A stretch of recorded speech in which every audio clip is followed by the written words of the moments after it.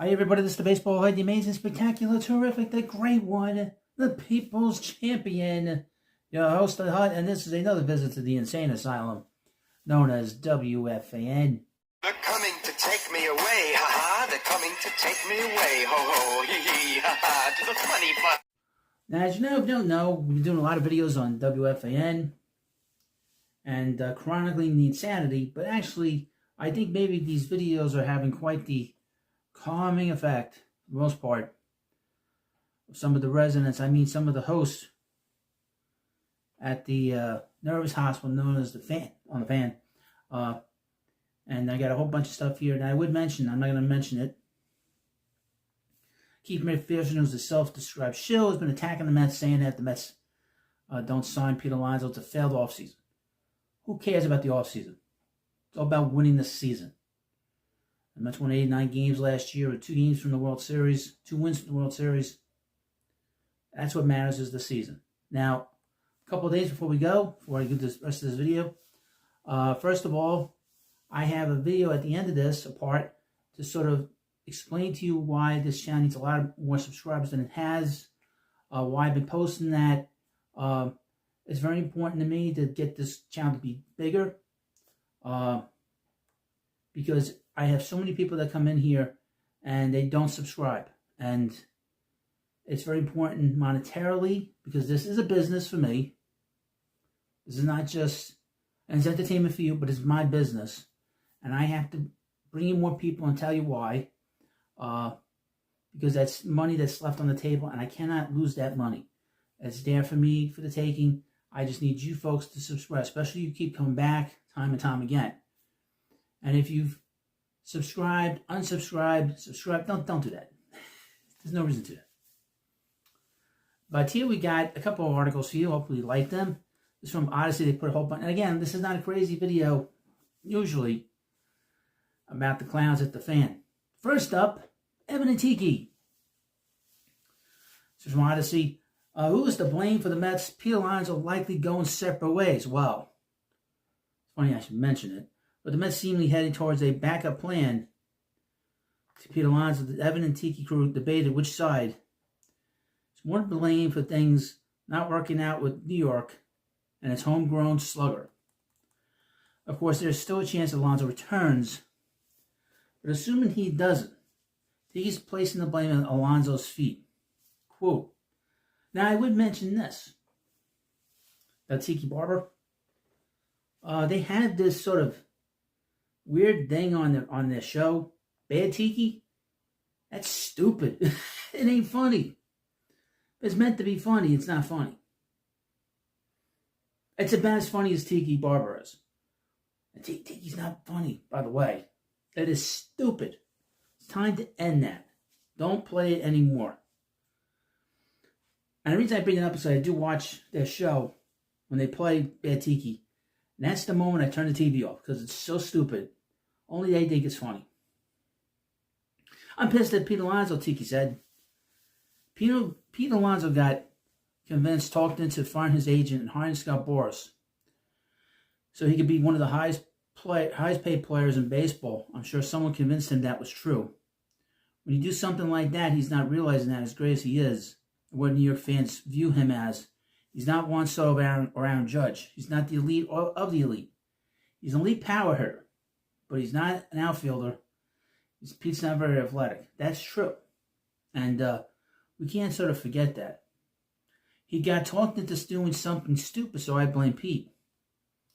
Evan agrees that Alonso and Boras share some blame for their expectations on what they believe Alonso should be paid. But the Mets should be getting some heat as well, especially if Alonso signs elsewhere for a similar amount of money to what they would have paid the first baseman. Pete Alonso done screwed up. 2 years ago, he was offered a long-term contract from the Billy Epler Mets, and he said no. He changed agents, hired Scott Boras, and he has failed Pete Alonso. But my issue with the Mets right now is not that the offer was bad. At 3 years, $68 million, basically the same offer they made 2 years ago, minus the years. It's not that it's a bad contract. My issue is, if you're in a marriage counseling and you're far off on what will make him or her happy, you just walk away before it's over? Because this is not over. Pete Alonso can't get more than what the Mets are offering. then how should he not be a New York Met? I don't like the idea of them walking away from this. I think right now, as it stands today, Scott Boras and Pete Alonso being unreasonable. They're asking for things that don't exist, that are not in the market. But if you're the Mets, the door always needs to be slightly open. Even if they signed Tanner Scott, which they didn't do, they signed AJ Minter on Friday. The thing is that Pete screwed this up so badly. He's now another version of Mike Conforto, 2025. It's just a terrible situation, and we'll see how this continues, and hopefully he comes back. Hopefully. Now, the one thing I've noticed, is that the Mets never get any kind of benefit of the doubt, and there is a good portion of fans online that do nothing but piss and moan and complain about the Mets, and that's also what feeds into this flame of whatever the Mets do is wrong, and whenever they do something right, it's still wrong. On Saturday, I had an interaction with a fan, Mets fan. It didn't matter what the Mets did. Signing Juan Soto just wasn't good enough. He basically said that David Stearns is cheap. We don't want the success of the Brewers. We want to keep spending money and spending money and spending money. Now, this guy had a lot of problems. Clearly, I saw. But he doesn't understand that you cannot spend money for 30-year-old plus players. Look what's going on with Starling Marte. Can't play every day. Look what happened to Jeff McNeil in his 30s. That sort of tells you everything about how much money to spend for players in their 30s. And this Mets fan did not want to listen to me. I got very frustrated with them. And I told him to go, shut the F up. And I blocked him. Because it was a little too much. It's like you want to wallow in self-pity. So there is a sort of a lack of faith and a real lack of trust just in general. I think it's just the person to begin with than anything else. And this is not, really, we love the Mets, but this is not that important in the grand scheme of things. Now, the Coconut and the Spaz, who've been trying to run Pete Alonso out of town, and they're going to get their wish, it seems. This from Odyssey again. The Coconut and Spaz can't believe Mets fans' lack of trust in David Stearns. Steve Cohen, amid Pete Alonso news, I would mention last year, 4 days after the Mets hired David Stearns, the goofball in the morning, the very angry Greg Giannotti, wanted the Mets to fire David Stearns. So again, they sort of forget that. After hearing the response from Mets fans in the wake of the team reportedly moving on from trying to retain Pete Alonso, SoundCloud can't believe how quickly fans seem to forget the job that Steve Cohen and David Stearns have done together so far. Quote, there is a lack of trust in Steve Cohen and David Stearns, Bass said. I understand why a Mets fan would have that 3-5 years ago. But to have that lack of trust now in Steve Cohen and David Stearns, to me, it makes absolutely no sense. And I would mention, I've said this a few times, Steve Cohen has owned the Mets 4 seasons, and in 2 of those 4 seasons, the Mets have gone to postseason. Never in the history of the New York Mets, when the Mets have had changes of ownerships, did they ever do that. It took the original ownership to play 8 years before they won the World Series. It took the Doubleday Wilpon group 6 years to get to postseason. And when Wilpon finally took the team over, it took him quite a few years just to get to one postseason until over a 13-year period. Pathetic. But the first 2 of the 4 years of Steve Cohen, he has been to postseason. That can't be forgotten about. And people sort of forget about it. It doesn't matter. I get one in World Series all the time. Also, I want to mention this as well. The Dodgers, it took them a long time to win a World Series. They didn't win a World Series for 32 years. Okay? They've had a long drought that they broke. And those Clayton Kershaw teams before 2020, they were losing every year for 6-7 years. Couldn't get past it. So winning is not that easy. Just spending money is not going to cut it. We've been down this road before with this owner specifically. And the general manager, president of baseball operations, proved himself a year ago. What's all the fuss about? Let me skip this. It may take some patience here. Okay, Spaz. I would mention Spaz is also the same guy that wore a paper bag over his head when the Mets traded David Peterson. It may take some patience here on paper. I would still argue that this team is better than last year, Spaz said. At some point, you actually have to trust the owner who has proven himself to be going all multiple times over, and a president of baseball operations who proved himself in year one. The Coconut was in full agreement. It says Mets fans are out of touch. They're immediately criticizing the front office for Alonso's seemingly inevitable departure. It is amazing to me that how disconnected Mets fans are right now to a general manager who just over-delivered a year ago, year one on the job. And Soto, with more moves which are coming, has yet set up to be even better this year. What is going on? Well, they keep listening to you guys. That's really part of the problem. Them in particular. And if people are calling up complaining, this is nothing more than a result of their negative attitude about the ball club. And they're partially to blame for this negativity. That's for sure. Now, finally in this video, let's talk about Norman and Greg. The sequel to Dharma and Greg in a bad 890s sitcom. Greg broke up with Dharma, met Boomer, or as we like to call him, Norman. This is the Boomer and Geo show. And they were very disheartened and very sad. Which we're all sad here. I mean, to be honest with you, I think a lot of people are very sad about Pete possibly going. No more polar bear. Kids won't be sitting in the stands wearing their polar bear hats, and that sucks. It's sort of a very original nickname. But again, from Odyssey, Boomer and Geo disheartened by Pete Alonso news, but part of it was his own doing. Norman and Greg agreed that the Mets simply didn't seem to want Pete Alonso back in Queens. Amid reports that they are preparing to pivot from trying to retain a homegrown slugger. I'll tell you what, I would love to. This is the thing, I can't really do the Boomer voice. His voice has gotten a little bit better, I noticed. I've been driving to work and I watch them, I listen to them a little bit. His voice sounds a little bit better. He didn't sound like a cranky old lady with that voice so much lately. Hopefully he gets that fixed. I'll tell you what, they really don't want him, Boomer said. They have their heart set on a certain number, and they will not pay him. They will not go over that. It's a little disheartening for us Mets fans. I would have loved to have seen him in this lineup and see what it would have looked like. Maybe would have had a bounce back here, but at the moment, it doesn't look like he's going to be here. If he's not here, that's somewhat disappointing. Boy, this sounded like this sounded like a eulogy. Now, this is what Greg had to say. It's all because of what happened last year in the season he had, Greg said. He would have gotten more money and maybe an extra year if he had a typical Pete Alonso season, and he didn't. David Stearns, doesn't matter who you are, if you fit the profile of a guy that he doesn't want on the team, which is a declining past 30-year-old player that he just had his worst season. I don't care if there are polar bear t-shirts out there or bobbleheads scheduled. Quote, those are the really tough decisions you have to make as a general manager. And Greg appreciates it, but Greg's going to miss him. Oh, I'm going to miss him too. I think a lot of people are. There's always this sort of negativity about a slugger for a team. Especially when,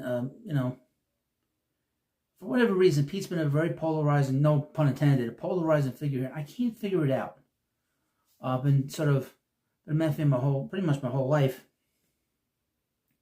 And I don't understand the hatred for him online. I just don't understand it. So many home runs, so many big moments, and the hatred from a good portion of them. And a lot of them are from people that hated Darryl Strawberry, a lot of them. They don't like home run hitters for whatever reason. It's all they're good for, but it's a very intimidating fact to have a big home run hitter in your lineup because then you worry about when he's going to come up. I also think that he's not Keith Hernandez. And I think a lot of the sort of negativity that Pete deals with is a ghost. He's not really a ghost, but you know what I mean? That sort of that shadow. Pete's not Keith.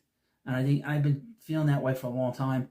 That's what the big battle was back in 2020 when I first started doing this channel, was how much they hated Pete. Everybody that hates Pete now, they were telling me that Dom Smith was the guy. Dom Smith is a disaster. With his diary and crying, which was bullshit at the time, and it's still bullshit. And of course, they swore up and down that he was a better player than Pete, and he is nowhere to be found. Well, who would he sign with now? The Yankees. That's right. He signed with the Yankees. A disaster. He's got no power. Lazy. Doesn't care about nothing. And average defensively. And of course, you know, usually like to finish up big with these WFAN videos, but again, I'm sure they'll do something crazy because this is the insane asylum known as WFAN. They're coming to take me away, ha-ha. They're coming to take me away, ho-ho, hee-hee, ha-ha, to the funny farm. Now every video I do, I talk about how much I need subscribers to come on here and watch. And I was going through the numbers, and it's rather interesting that so many people do not subscribe to this channel. And if you're watching this video, you're watching the end of this video, I talk about what I need you to do. There's so many people come in here, and I appreciate people watching, but I really need you to subscribe because this is a channel that sort of needs to be a little bit, needs to be bigger, you know, I mean, quite frankly. But I was going through the numbers, and this is rather interesting. I have an app on my phone, and it's called the YouTube Creators app. And it gives you an idea of where you are as a channel. And, you know, you're able to track things and be able to figure out how many subscribers you get a month, how many, how much money you bring in, and it's great. But I was going through the viewers, the audience, and I get thousands of people, thousands and thousands of people coming in here and watching the channel. And quite frankly, so many people don't subscribe. Let me just run down some numbers here. We all love baseball, so you're going to like the numbers. Over the last 7 days, starting on January 13th, 2025, I have brought in 81 subscribers. Pretty good.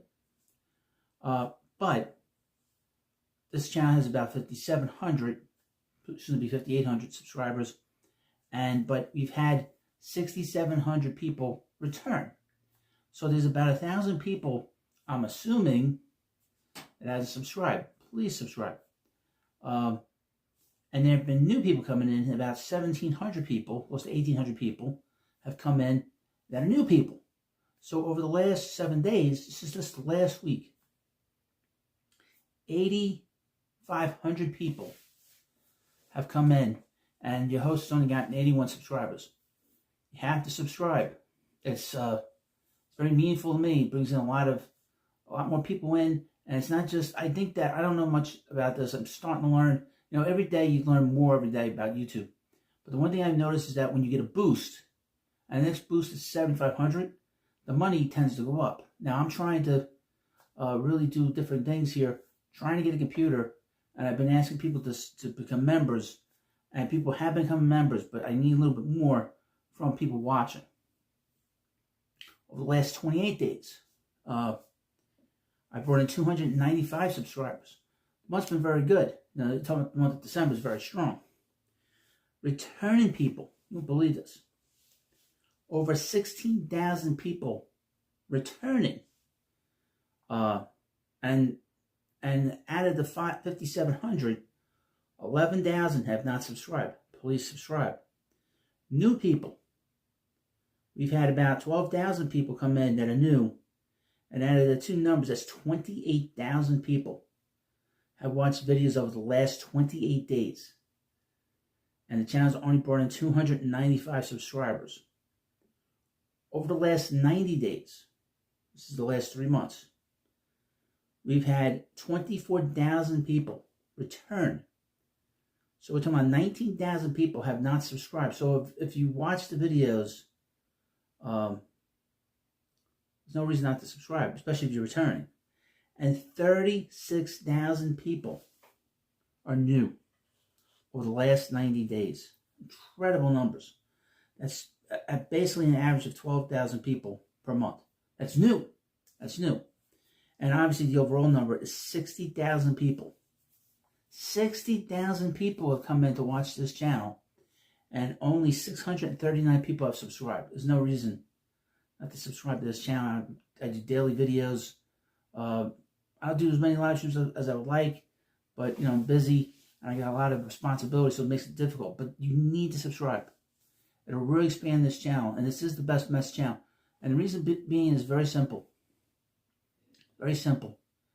I'm way ahead of the curve when it starts talking about things. Your host was the first to discuss the Mets possibly putting Brandon Nimmo as a designated hitter. You're starting to see that. I'm also a person from 4 years ago that predicted the Mets were going to make a trade for Francisco Lindor. So I've been very much ahead of the game in terms of discussing what's going on with our favorite team, the Mets. And I talk about all the teams here for the most part. So it's not just a Mets channel, it's also a baseball channel. So I would hope and I would really pray that you subscribe. It would really mean a lot to me and my family. And it's a way to sort of expand more, help me get a computer, get the computer much faster than I've been trying to do it. We're getting there, but I need more help and I need you to subscribe. So thank you and I'll see you later.